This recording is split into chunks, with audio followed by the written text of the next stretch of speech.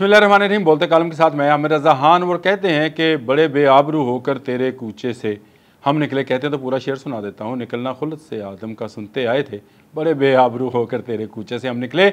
और नरेंद्र मोदी को जो है चीन से बेआबरू होकर ही निकाला गया है।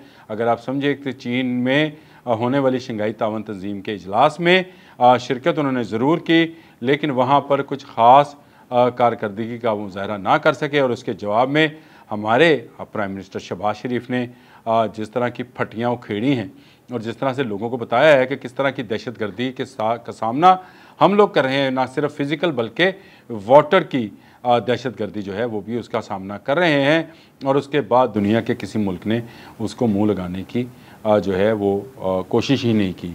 और मोदी जो है बेयारो मददगार होकर वापस भारत पहुंच गए, जबकि हमने और हमारे सिपहसालार ने, हमारे वज़ीर आज़म ने वहाँ खड़े होकर उस आलमी परेड का मुजाहरा किया जिसमें चीन ने अपनी फ़ौजी ताकत जो है वो दिखाई। और आपको मैं बता दूं कि जो इसमें असले दिखाए गए हैं वो शायद इससे बेशतर दुनिया ने नहीं देखे थे। फ़िज़ा, समंदर और बरी यानी ज़मीन पर ऐसे ऐसे मिसाइल्स का जो है वो शो ऑफ़ किया गया है जिसका जवाब दुनिया के पास नहीं है। और भारत के नरेंद्र मोदी को कौन सा मिसाइल दिखाया जिससे वो भाग खड़ा हुआ, ये भी मेरे आज के इस बोलते कालम का मौजू है।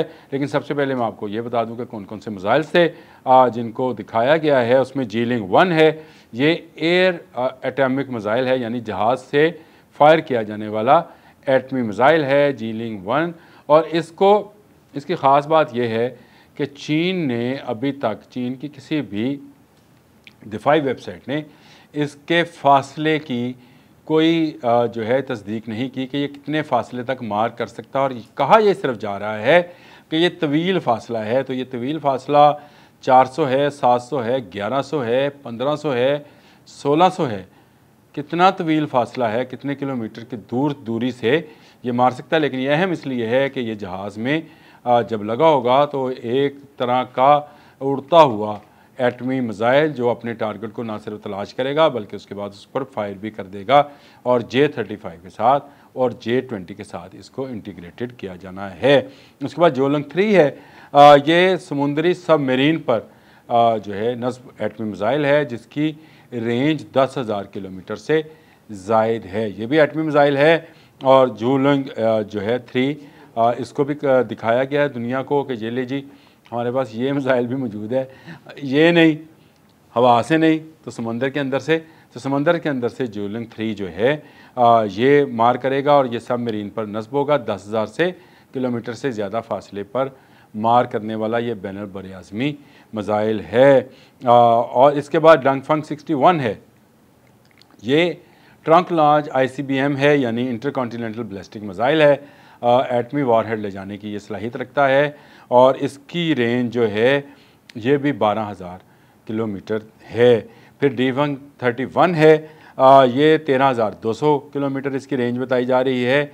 और ये भी बड़ी अफवाज के लिए है, ट्रक माउंटेड है और ये भी मोबाइल बैटरीज़ के साथ, यानी इसको मुख्तलिफ एक जगह से दूसरी जगह ले जाया जा सकता है। ये बड़ी अहम बात है। रूस के पास जो इसी तर्ज के मिसाइल्स हैं जिनको कहा जाता है कि वो बहुत लंबी मार करने और बहुत तेज़ी से उड़ते हैं, लेकिन वो एक ग्राउंड बेस स्टिल जो यहाँ उसको स्टैटिक कहेंगे बेस स्टेशन से उड़ाए जाते हैं, तहखानों में मौजूद होते हैं, वहाँ से निकाले जाते हैं और उसके बाद उनको फायर किया जाता है जहाँ पर उनको भी टारगेट बनाया जा सकता है। RS-24 यार्स उनका मिसाइल है। और इसके साथ साथ अमेरिका का एक मिसाइल है जी, उसको कहते हैं मिनटमैन 3। उसके मुकाबले में भी चीन ने अब एक मिसाइल बना लिया है जिसको डंगफंग 5C कहते हैं। ये डंगफंग 5C जो है ये 16,000 किलोमीटर से ज़्यादा मार करने वाला MIRV है। और MIRV का मतलब जो है multiple independent targeted re-entry vehicle है, जिसके अंदर एक ऐसा मिसाइल होगा जो जब फेंका जाएगा तो एक उसके अंदर मल्टी वॉरहेड्स और मल्टी किस्म के जो हैं मिसाइल्स मौजूद होंगे जो अपने अपने टारगेट के, यानी एक ही मुल्क के मुख्तलिफ शहरों में ये एक ही वक्त में मुख्तलिफ मिसाइल्स बरसाने की कुव्वत रखता है। तो ये एक बड़ी अप्रोच थी चाइना की कि चाइना ने एक ऐसे मौके पर जब शंघाई तावन तंजीम का इजलास होना था, जब वहाँ पर बड़ी क़ुव्वतों ने जमा होना था, जिनमें एटमी क़ुव्वतें भी शामिल थी और शुमाली कोरिया भी शामिल था। जी हाँ, शुमाली कोरिया भी एटमी क़ुव्वत ही है, वो भी वहाँ पे शामिल थी। और वहाँ पर उनसे शामिल होने से पाकिस्तान एक ही स्टेज के ऊपर, पाकिस्तान, चाइना, रशिया और शुमाली कोरिया मौजूद थे, और इनकी मौजूदगी में दुनिया थर थर काँप रही थी। इसलिए काँप रही थी कि आपने अगर डोनाल्ड ट्रंप का वो ट्वीट देखा हो जिसमें उन्होंने कहा कि ये एटमी मुल्क जो हैं अमेरिका के ख़िलाफ़ आ रहे हैं, लेकिन हम इन्हें कुछ नहीं कहने वाले। आप कह भी नहीं सकेंगे, क्योंकि दुनिया में क़ुव्वत का जो मज़हर है वो एक तरफ को झुक रहा है, और वो है चीन।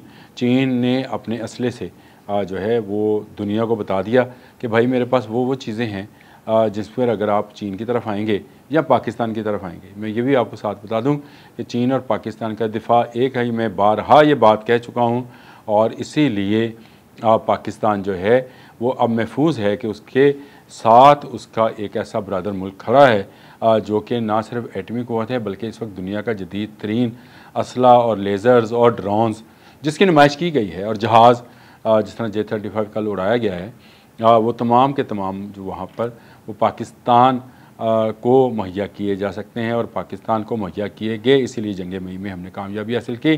बड़ी अहम बात थी कि वहाँ पर हमारे सिपा सलार जो थे, फील्ड मार्शल हाफिज़ आसिम मुनीर मौजूद थे, हमारी पूरी कैबिनेट मौजूद थी।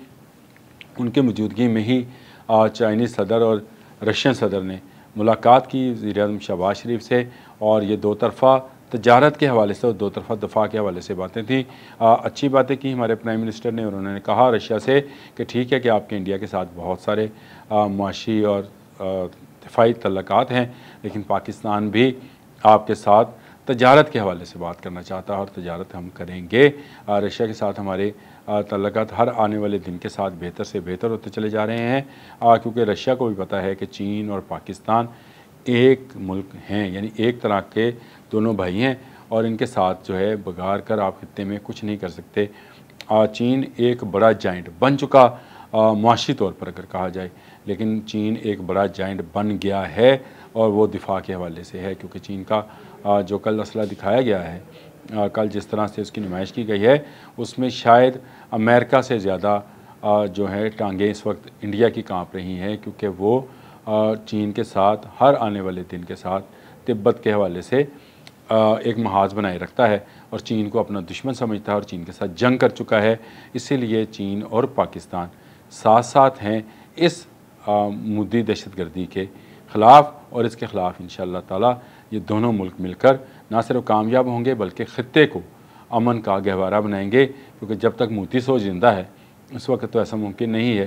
तो इसके लिए ज़रूरी ये है कि इस सोच को ख़त्म किया जाए, और ख़ित्ते को दहशतगर्दी से, चाहे वो फ़िज़िकल दहशतगर्दी है, चाहे वो आबी दहशतगर्दी है, इससे निजात दी जाए। अब तक के लिए इतना ही। अल्लाह।